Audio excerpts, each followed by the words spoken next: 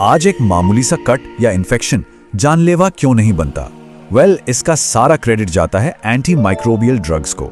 एक ऐसी खोज जिसने मेडिसिन की दुनिया को हमेशा के लिए बदल कर रख दिया। ये सिर्फ गोलियां नहीं हैं, ये तो मॉडर्न मेडिसिन की बुनियाद हैं, उसकी नींव हैं। और ये कोई मामूली दावा नहीं है।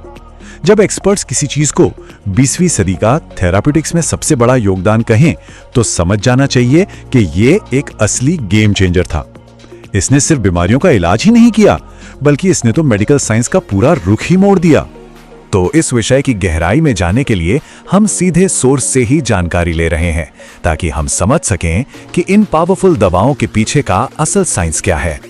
लेकिन यहाँ एक बड़ा सवाल उठता है, आखिर ये दवाइयाँ हार्मफुल बैक्टीरिया को खत्म कैसे करती हैं, वो भी हमारे शरीर के करोड़ों अरबों सेल्स को बिना कोई नुकसान पहुंचाए? ये तो लगभग एक इम्पॉसिबल सा काम लगता है, एक मेडिकल चमत्कार जैसा।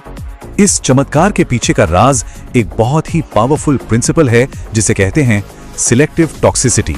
हाँ, यही वो शानदार आइडिया है जिसकी वजह से ये लाइफ सेविंग ड्रग्स काम कर पाती हैं। तो सिलेक्टिव माइक्रोबियल टॉक्सिसिटी का मतलब क्या है? बिल्कुल साफ शब्दों में कहें तो ये दवा की वो गजब की काबिलियत है जिससे वो सिर्फ हमला करने वाले माइक्रोब्स को ढूंढकर खत्म करती है और हमारे अपने बॉडी सेल्स को बिल्कुल महफूज रखती है। इसे ऐसे सोचिए जैसे ये एक मैजिक बुलेट हो, एक ऐसा हथियार जो ठीक अपने निशाने पर जाकर लगता है, यानी हमला करने वाले जर्म्स पर, और आसपास मौजूद किसी भी बेकसूर को, यानी हमारे सेल्स को, कोई नुकसान नहीं पहुंचाता। तो सवाल यह है कि ये मैजिक बुलेट आखिर काम कैसे करती है? ये उन खास फर्क का फायदा उठाती है जो बैक्टीरिया और हमारे सेल्स के बीच होते हैं। जैसे कि कुछ दवाइयां बैक्टीरिया की सेल वॉल पर अटैक करती हैं, एक ऐसी चीज जो हमारे सेल्स में होती ही नहीं है। कुछ दूसरी दवाइयां उन खास मेटाबॉलिक प्रोसेसेस को रोक देती हैं जिनकी जरूरत बैक्टीरिया को जिंदा रहने के लिए होती है, लेकिन हमें नहीं। कितना ब्रिलियंट और एकदम टारगेटेड अप्रोच है ना? अच्छा, इस फील्ड को और बेहतर समझने के लिए जरूरी है कि हम इसकी लैंग्वेज को समझें। कुछ ऐसे टर्म्स हैं जो अक्सर एक दूसरे की जगह इस्तेमाल होते हैं, लेकिन उनके मतलब अलग अलग हैं। तो चलिए इस कंफ्यूजन को दूर करते हैं। देखिए, पहले एक साफ साफ फर्क होता था। एंटीबायोटिक्स वो होते थे जो नेचर से मिलते थे, मतलब उन्हें फंगी या दूसरे बैक्टीरिया जैसे माइक्रो ऑर्गेनिजम्स बनाते थे। वहीं दूसरी तरफ कीमोथेरेप्यूटिक एजेंट्स वो केमिकल कंपाउंड्स थे जो पूरी तरह से लैब में बनाए जाते थे, यानी सिंथेटिक। लेकिन फिर साइंस ने तरक्की की। आज साइंटिस्ट्स लैब में नेचुरल एंटीबायोटिक्स को मॉडिफाई कर सकते हैं या उन्हें पूरी तरह से बना भी सकते हैं। इसका नतीजा ये हुआ कि अब नेचुरल और सिंथेटिक के बीच की जो लाइन थी वो धुंधली हो गई है। और बस इसी वजह से आज के साइंटिस्ट्स एक ज्यादा बेहतर टर्म इस्तेमाल करना पसंद करते हैं, एंटी माइक्रोबियल एजेंट या AMA। ये एक अम्ब्रेला टर्म है जिसमें हर तरह की जर्म फाइटिंग दवाइयां आ जाती हैं, चाहे वो नेचुरल हो, सिंथेटिक हो या दोनों का मिक्स। अब एक और शब्द है जो काफी कंफ्यूजन पैदा करता है, कीमोथेरेपी। ये शब्द सुनते ही शायद दिमाग में कैंसर का ख्याल आता है, लेकिन मेडिकल साइंस में इसका एक बड़ा मतलब है। चलिए इस कंफ्यूजन को भी क्लियर करते हैं। मेडिकल कॉन्टेक्स्ट में कीमोथेरेपी का सीधा सा मतलब है केमिकल से इलाज।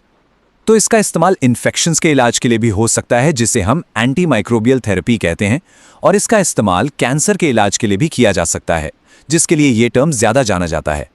हर बड़ी खोज के पीछे एक कहानी होती है। तो चलिए थोड़ा टाइम में पीछे चलते हैं और देखते हैं कि इंसानों ने हजारों सालों से इन न दिखने वाले दुश्मनों से लड़ने के तरीके कैसे खोजे। इस लंबे सफर को हम दो बड़े हिस्सों में बांट सकते हैं। पहला था हजारों सालों का एम्पेरिकल यूज का दौर, जहां लोगों ने ट्रायल और एरर से सीखा कि कौन सी कुदरती चीजें काम करती हैं। फिर पॉल एरलिच के काम के साथ सब कुछ बदल गया और वहीं से शुरू हुआ मॉडर्न साइंटिफिक अप्रोच का दौर। यह आइडिया बिल्कुल नया नहीं है। दुनिया भर की पुरानी सभ्यताओं ने नेचर में ही जर्म से लड़ने वाले कंपाउंड्स ढूंढ लिए थे। चाइनीज लोग फफूंदी लगी दही का इस्तेमाल करते थे और प्राचीन भारत में लेप्रोसी के इलाज के लिए चौलमुगरा तेल का इस्तेमाल होता था। यह इंसानी सोच और समझ का एक जबरदस्त सबूत है। तो ये सारा इतिहास और साइंस आज हमारे लिए क्या मायने रखता है? ये सिर्फ किताबी जानकारी नहीं है, ये आज मॉडर्न हेल्थ केयर के सामने एक बहुत बड़ी चुनौती है। और यहाँ एक अजीब सा विरोधाभास है। ये दवाइयाँ चमत्कार कर सकती हैं, जानलेवा बीमारियों को जड़ से ठीक कर सकती हैं, फिर भी ये दुनिया में सबसे ज्यादा इस्तेमाल होने वाली और सबसे ज्यादा गलत तरीके से इस्तेमाल होने वाली दवाइयों में से हैं। और ये चीज हमें एक बहुत खतरनाक रास्ते पर ले जा रही है। और ये हमें एक गंभीर सवाल के साथ छोड़ जाता है जो आज मेडिकल साइंस के भविष्य को तय करेगा, एंटीबायोटिक रेजिस्टेंस। क्या होगा जब हमारी ये मैजिक बुलेट्स अपना जादू खो देंगी? ये सवाल सिर्फ डॉक्टर्स के लिए नहीं है, ये एक ऐसा सवाल है जिसका सामना हम सबको मिलकर करना होगा।